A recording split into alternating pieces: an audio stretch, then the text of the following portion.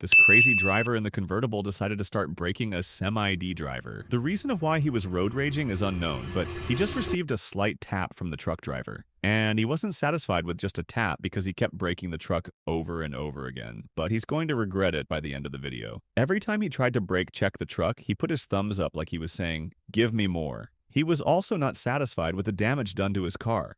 As he brake checks again and got hit pretty hard, he gives the thumbs up again, signaling he wants more. And it came time to pull over and exchange information. His bumper had some damage, but the funny part was that the driver didn't know that he was caught on dashcam. And when he found that out, he got very upset as the semi-D driver won't be paying for any damages and he'll be receiving a huge fine.